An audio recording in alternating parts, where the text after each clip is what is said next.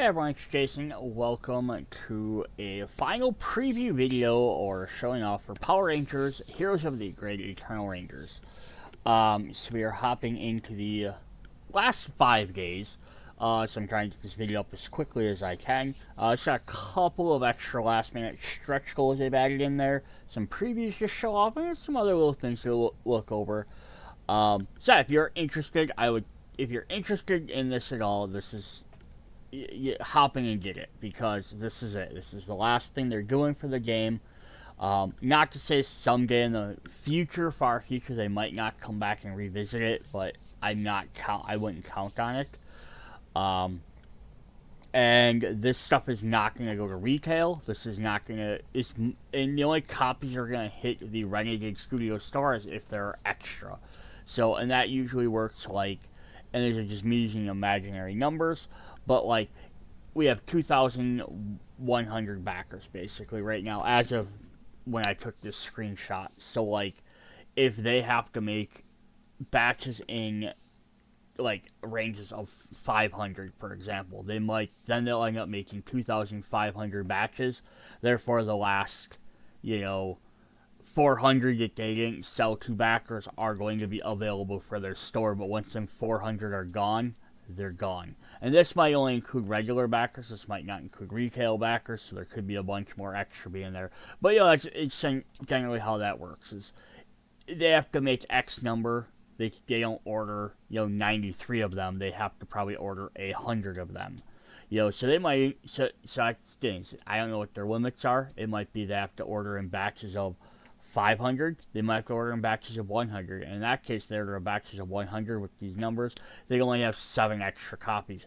Granted, they'd probably order an extra 100 anyhow and have 107 extra, so they have some in case there's issues or things like that.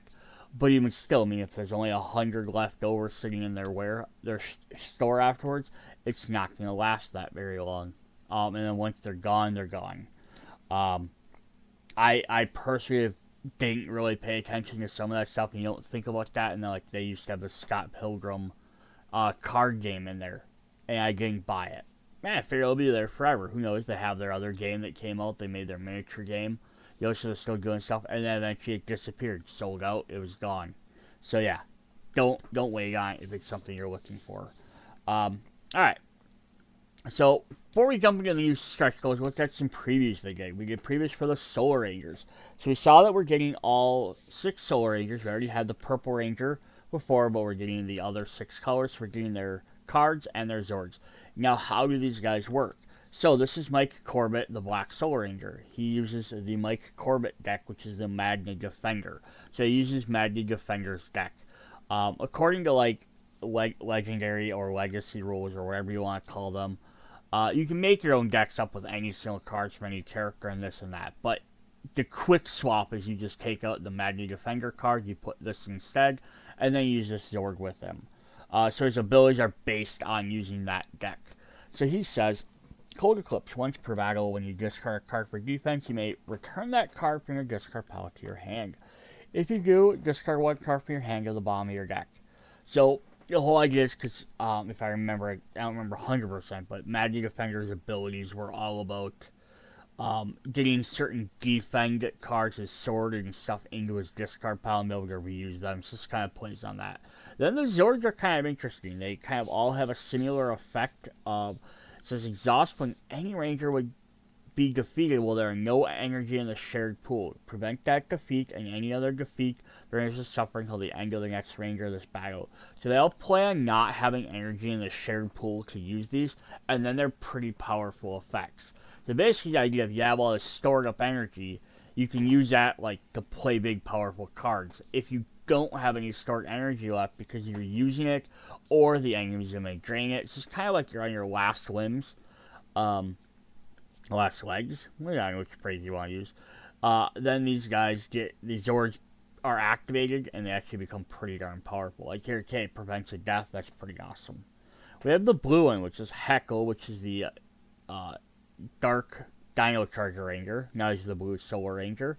It says Dark of Night. Once per battle. Choose a card type, attack or maneuver. If you have no cards of that type in your hand, you may discard your entire hand. Then play 2 cards of that type from your discard pile, one at a time. So yeah, pretty cool effect. It's gonna let you, if you don't have one of them, you really need an attack or maneuver. It's gonna let you pull one, get one especially, but you can also pull one from your discard pile. Or both of them from your discard pile. Actually, it's just pretty nice. You have to discard the rest of your hand, but here the thing is the rest of your hand could be 0 cards. Or it could be 1 card. You have 1 card in your hand. It's just kind of an interesting mechanic. Alright, then we have his exhaust this card at the start of any ranger's turn in battle where there no energy in the shared pool. During this turn, any ranger may play 1 card from their discard pile instead of their hand, then place it at the bottom of their deck. Be able to draw any card you need from your discard pile is pretty ball. Is that better than staying alive? Yes and no, because like just comparing it, it's like the option to not die is infinitely greater than be able to play any card. But hopefully you're not in that situation terribly often where you're dying, where you have to use the black Solar Zord every single battle, versus this you might potentially use every single battle. So you kind of see the ups and downs, the differences there. We have Cameron Watanabe, who's the Green Solar Ranger, who is also the Green Samurai Ranger from Ninja Storm, not Samurai Rangers. He has Green Zenith. Once per battle, a Samurai shield is in your discard pile, you may add that card to your hand. So this lets him play getting his shield back a lot more often, which helps protect him or defend from other damage. His Zord is exhaust this card when any Ranger suffers damage while there is no energy in the shared pool. Reduce that damage by 2. Deal 2 damage to an enemy card of your choice. So again, super helpful, because you're going to take damage every turn, probably no matter once per battle anyway. So this at least lets you that. Plus you can defeat an enemy. So it's like, early example is, let's say Putty hits you right off the bat, and you have no energy in your pool on like turn 2 because you spent it right away. Take the 2 damage, reduce it by 2, boom, little foot soldier didn't hurt you, but then you can defeat the next foot soldier. Gives you an extra, like, free turn type of thing. Alright, then we have Kimberly Ann Hart, the Solar Pink Ranger. Now again, this is the Pink Ranger, but this is the Rebel Ranger Slayer from the Coinless world, Dracon's world, so not our regular Mighty Morphin. So, Rebel Twilight. Once per battle after resolving an attack. If that attack did not defeat the target, deal 1 damage to that attack. Yeah, that's pretty nice, right? So, once per battle, if you didn't defeat a guy, and lots of times that happens, you needed 4 damage, you rolled 3. Crap. This lets you just finish them off really quick. And I'm not trying to judge anybody here. I don't know why, but some people thought the way this was worded, they thought it had to be the first attack of the game. I don't read it that way at all, so I'm not sure why other people did, but sometimes sentences are tricky. It's once per battle after any attack is resolved. If it did not defeat the target, you can use this ability to defeat it. It doesn't have to be the first attack, doesn't have to be the last attack, but it's also one of the things you may as well use it every battle. And it doesn't even have to be if they have 1 hit point left.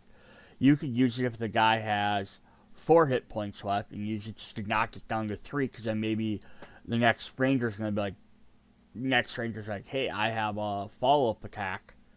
I can play a card afterwards. I can guarantee 3 damage, right? Or you have lots of Yellow Rangers guaranteed 2 damage.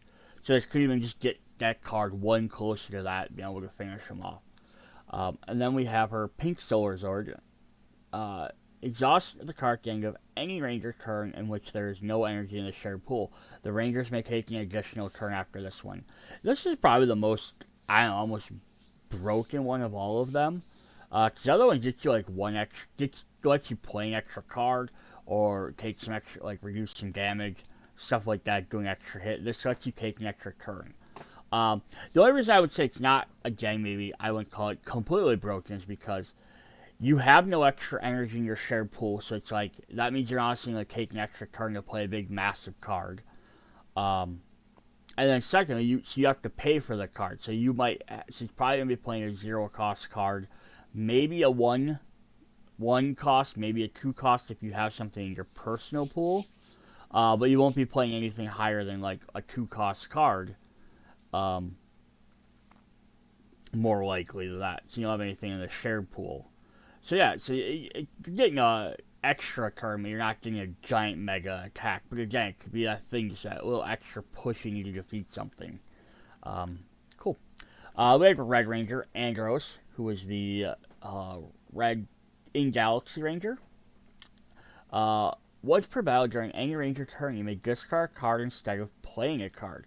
Then, if you have no attack cards in your hand, you may perform an attack with 3 dice. Yeah, some people are like, why is this a good thing? Because if you, so like it comes up to the Ranger's turn, and you're like, oh, we need to do an attack, but we don't have anything really great or whatever. If you have no attack cards in your hand as a Red Ranger, you could be like, any Ranger can discard a card instead of playing a card.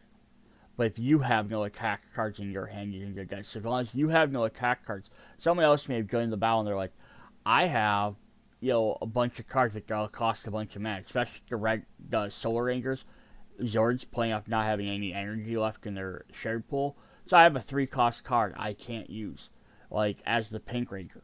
Let me discard it, and then Andros, who has no attack cards in his hand, can now perform an attack with 3 dice. Which then you can use other abilities to augment that. If you had previous turn it said, your next attack does 2 extra dice worth of damage. Now you have 5 dice. So you can combine some of those together.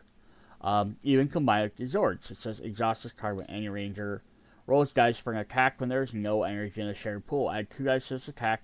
They may reroll any number of dice. So you can even combine it with this. So any Ranger could discard a card. Andros could roll 3 dice. Exhaust his Zord, doing it to 5 dice worth of damage. Again, it might be that final little push just to get to the end.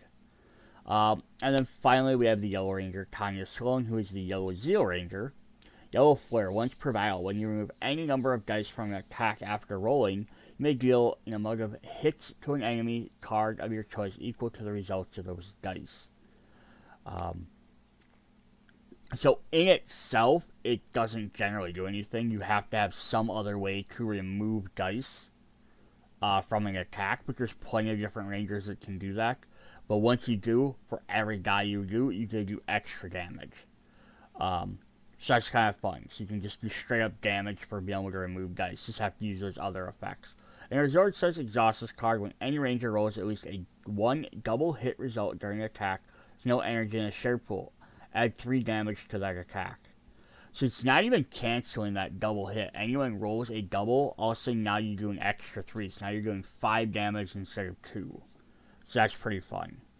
Although it doesn't really work with her ability as well, unless you have, let's say she has a card that says roll 3 dice, and she has a double in there, and it says, hey, with this attack, you can remove any number of dice to do an extra damage for each dice rolled. So you remove the other 2, which maybe were misses. So you had several and 2 misses and a double hit and only doing 2 damage. You could combine her 2 abilities and do, an extra 3 with her Zord, so now you're doing 5 damage. Then remove the other 2 and doing extra damage each. 6, 7, and if the card also lets you do 8, 9 damage, that'd be pretty crazy. So that's awesome. Alright, so for stretch goals. First time I goes, we already unlocked this backer names out of the compendium. I know a bunch of people don't care about the compendium, or at least the upgrades to it. They like the idea of the compendium. But they had this, all backer names will now be added in the book. So there was a couple of clarifications on this. From Rena and Scott Gata, who are people that work with Renegades. These are the official notices on this. Rena had mentioned she talked to some people because someone asked, $10 backers get it? Typically, no. Most campaigns, if you back $1, you don't get anything. You need to actually back a pledge level to get any sort of reward. They changed it for this one, which is pretty cool. So yes, if you decide even backers at $1 level will get their names in the book, we understand every little bit counts and we want to acknowledge that. And then Scott Gata, who's like head charge person up in Renegade, said, This book collects content from the entire run of Heroes of the Grid. Someone who's been a fan of the game over the years wants to participate, we're happy to recognize them. Everyone has played the game during its run as part of its legacy. So they're acknowledging there are some people that right now are going to pledge $1, and then when the pledge manager opens up in a couple of weeks, they'll add more. They'll add the game in there. They just couldn't get the funds at this exact moment, so you're going to get your name in there. There might be some people that have bought everything else either from previous Kickstarters or the pre-orders in the store or at their local gaming store or wherever. They aren't buying this one because they're just like, I love the game, but I don't have, I don't care for these Rangers. I don't like the Mythic Rangers. I don't care for all the extra alternate cards. Maybe they only bought just the core game and just the Mighty Morphin stuff, and they don't care about any more of this. And they're just not purchasing it. But hey, they'd like to be able to celebrate this. This is a great way they can at least add their name into this book. So that's really cool as well. It would have been kind of also neat if they just had a tier, though, for the compendium. For there are people that maybe don't own everything or don't want this box, but would have liked to buy just the compendium by itself. That would have been a cool, just as like a thing. They could have almost thrown this as an add-on, or an additional. I don't know how you would have done it. You got a tier that was just that, I guess, but then there might have been someone that was upset about that. Who knows? But that's awesome. So for people that are backing, hey, you want your name in this book, just throw $1 in. It helps. Alright, so two other, extra little things. We have a new compendium upgrade again. Some people don't like these. But we have some G.I. Joe Mission Critical crossovers. So a couple of videos ago, I did a little preview showing off the G.I. Joe game. So they already had 2 missions. Now we're getting those 2 plus 3 additional ones, which cross the 2 games over. This could be G.I. Joe's jumping into the Power Rangers world, fighting, adding their tanks and stuff in there instead of the Zords, fighting off, Rita and Zed, or this could be the Rangers hopping over and fighting off against Cobra Commander. Different teams, different scenarios, some pretty interesting stuff. We're also getting 2 more dice, gold dice, for a full set of 6, so they match the 6 that would be with the previous ones and everything else. So that's pretty cool. We have, as of this video, we have actually unlocked the G.I. Joe Mission Critical.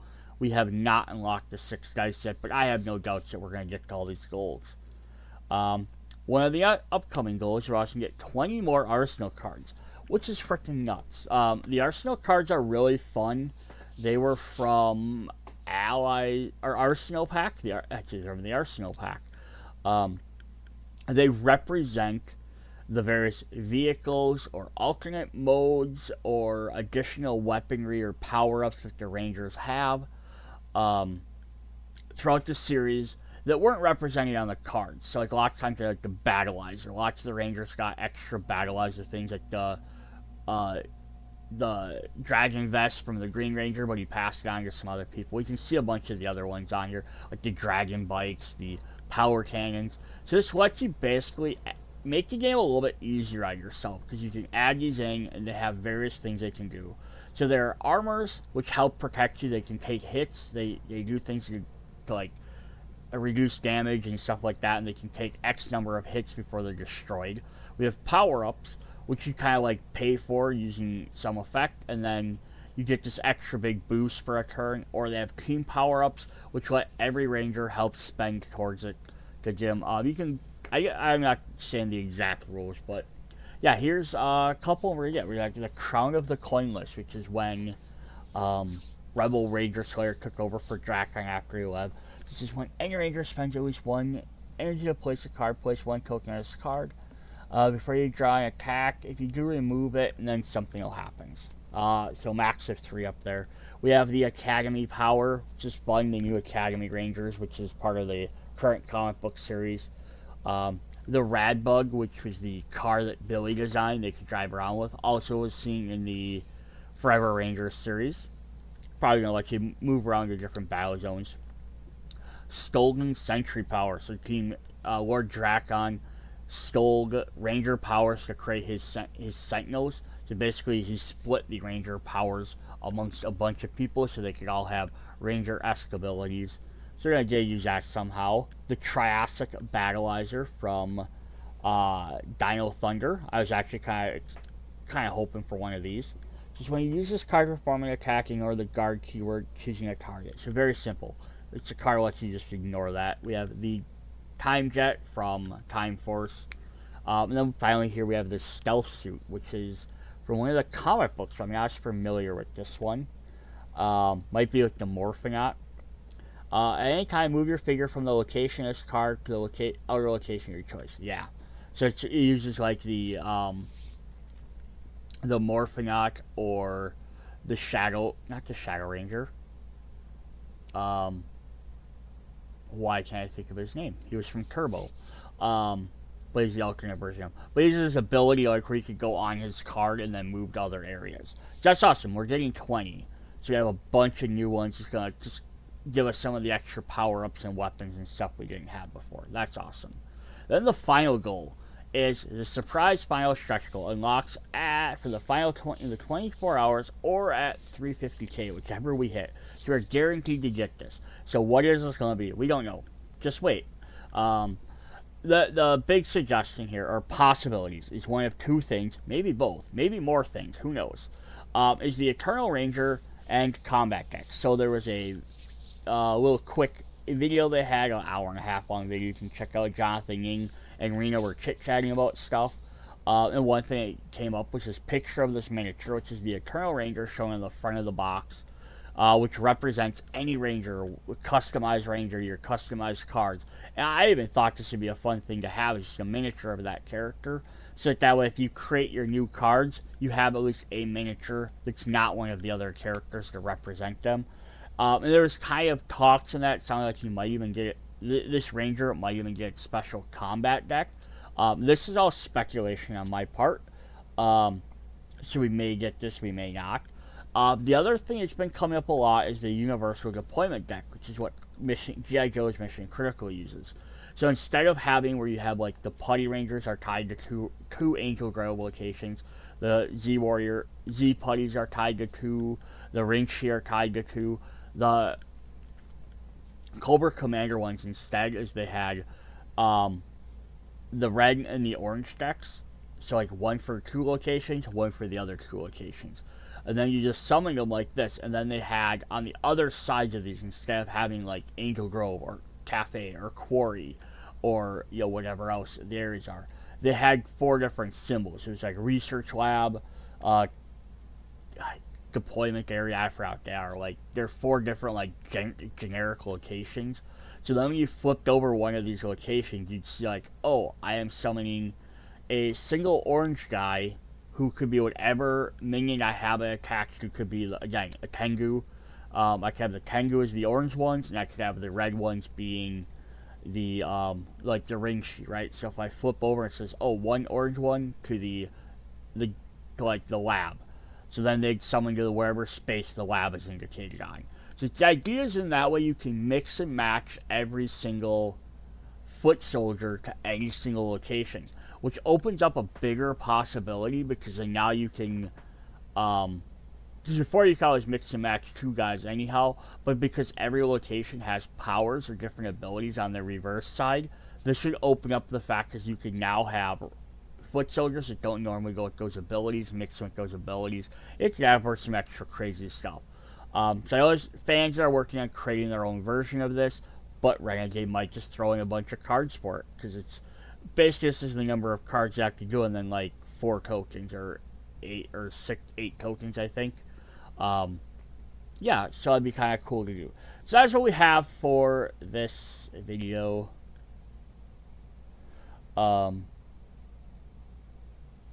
So yeah, just a reminder, we have 5 days left to go, so if you're interested, hop in, check it out. See you guys later. Bye.